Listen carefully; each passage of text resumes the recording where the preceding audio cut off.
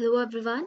So we are back with your Chemical Kinetics PYQ series, and in this video we'll be discussing your IIT JAM Chemistry examination previous year questions of Chemical Kinetics from the year 2019. So let's begin with the video. So this is the first question which was asked from your 2019 year of IIT JAM Chemistry, right? And the question is, for a reaction of the type A plus B giving products, the unit of the Reed constant is mole per liter per second. The overall order of the reaction is, right? So this is the particular reaction given, and the units of Reed constant is also given, that is your mole per liter per second. We have to determine the overall order of the reaction, right? So this method, that is your determination of overall order with the help of your rate constants unit, is a very good method, right? We can determine the order of the reaction using this method. So let's try and understand how we can determine the order of the reaction with the help of rate constants, right?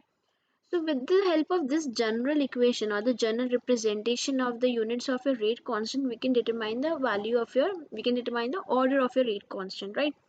Order of your reaction, right? So this is basically the general representation of your K, that is concentration to the power 1 minus n time inverse, right? So we can write any units of concentration, right? Depending upon the given situation, we can substitute any units of concentration here, right?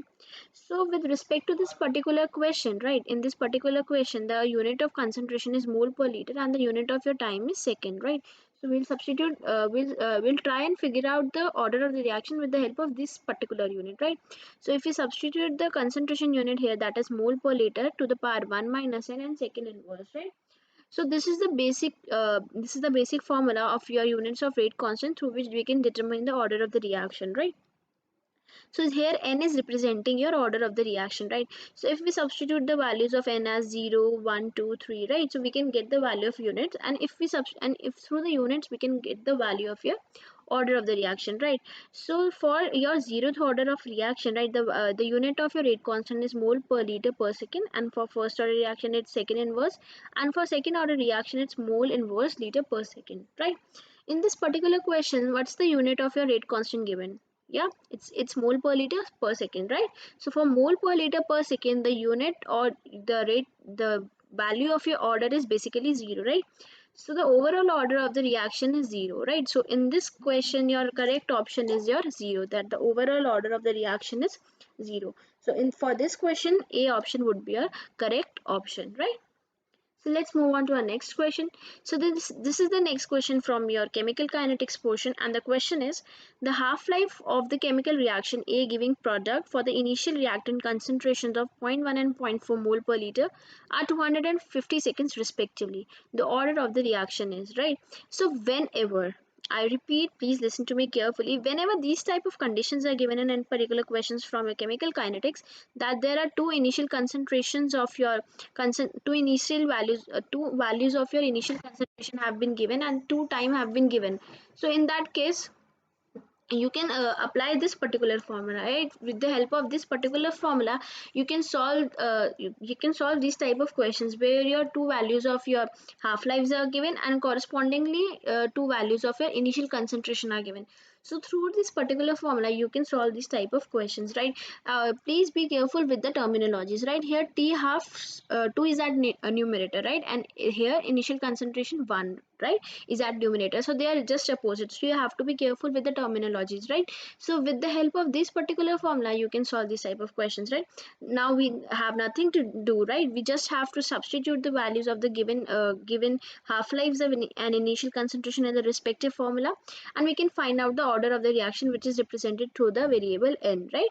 So if we substitute the given values in this particular equation and we solve out this particular equation, we can find the value of n, right? And in this question the value of n came out to be of 2, that is, this is a particularly second order reaction, right? So for this question the correct option would be your option number C, that it's a second order reaction, right? So mostly chemical kinetics questions are pretty much formula based questions, right? So you have to remember the formula, then your questions would be very easy for you to solve, right? So this is how you can solve this particular equation, right? Right, so now let's move forward to our last questions from the year 2019. Now this is a very good question, right? Again, it's a formula based question, but you have to apply some concept over here, right? So it's a good question for me. So yeah, this is the question number 56 from your IT Jam chemistry examination, which was asked in 2019, right? So let's read out the question. The question is, the turnover frequency, or it is also called TOF in annotation form, right, for the catalytic reaction. So this is particularly the catalytic reaction given, right? We have to find out the turnover frequency for this particular reaction, and the additional value given over here is 90% yield of the product, right? So it is being mentioned that 90% of yield of the product, right? And we have to find out the turnover frequency in your R inverse, right? So this is basically the unit of your turnover frequency, that is your time inverse. You can also relate this thing with frequency term, right? So frequency is frequency is reciprocal of your time, so basically the unit of frequencies are inverse, right? So these were the given values. This is the particular equation, right? And we have been given with the product yield, that is 90%, right? And we have to find the turnover frequency, right? So this is the particular formula, right? We have to use this particular formula of turnover frequency when these values are given. That is the concentration of your reactant and are given, right? Or some information of your product are given, or some information of the rate of reaction is given, right? And the concentration of your, or the mole of your catalyst is given, right? And your time is given. So in this case, right, when these type of values are given, then in that case you can solve this particular question with the help of this particular formula, right? So the formula is turnover frequency is moles of reactant converted into product, right? please be careful with the please be careful with the words, right?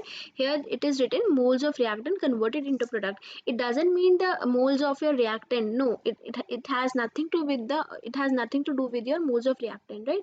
Here the meaning of this particular statement is moles of reactant converting into product, right?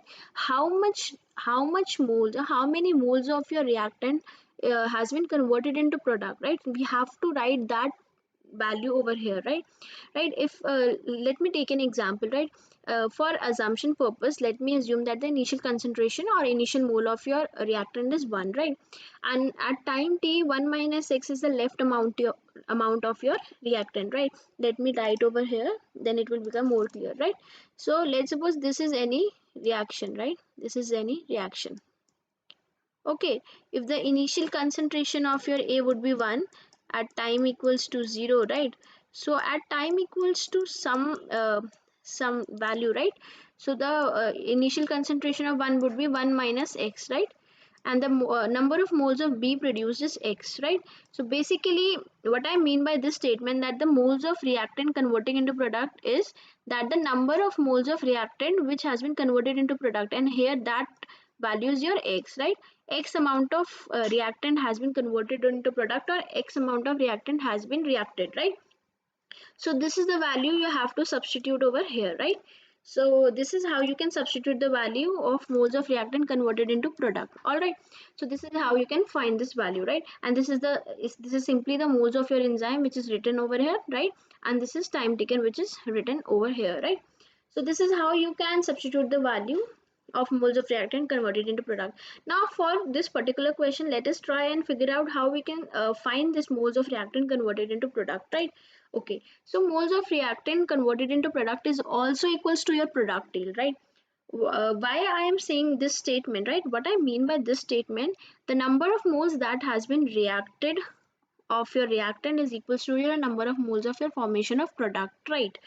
Because why I'm saying this statement, because in this particular equation, right, you can see the stoichiometric coefficient, that the stoichiometry of your reactant and your product is equal, right? Here the stoichiometry of reactant and product is equal, so we can relate the number of moles of your reacted amount of your reactant to the number of moles of formation of your product, right? So we can basically relate these two terms because here stoichiometry is same, right? So we can say this thing also, that the moles of reactant converted into product is also equal to your product yield, which is 90%, right? Okay, for assumption purpose, because we have to make the calculation simplified, right? We are assuming that the initial concentration of a reactant is 1 mole.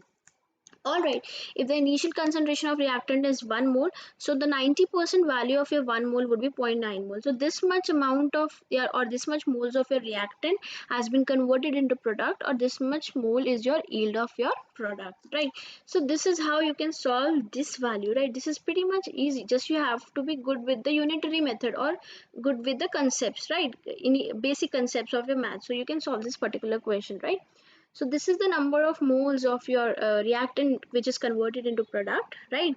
So we have to substitute this value over here, that is zero point 0.9 moles, right? And if we solve this particular equation, you can see zero point 0.9 divided by 0.01, because the concentration of a catalyst is, or the value of, because we are here considering the mole, right? So we have to write both the values in mole units, right? If we are taking concentration, then we can write the values in concentration also, right? Because the unit of your turnover frequency would come out to be the inverse of time value, right? Because whatever the unit of your this concentration, right, the same would be a unit of for this particular value. So both the units would be cancelled out, right? So we are left with only time units, right? So both the units should be same, right? If we are taking this value in mole, so this value should be also in mole. If we are taking this value in concentration, this value should also be in the units of concentration depending upon the question, right?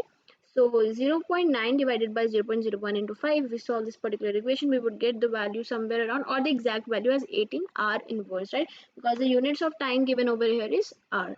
So this is how you can sign, right? This is how you can solve this particular question, right? So these were the three questions which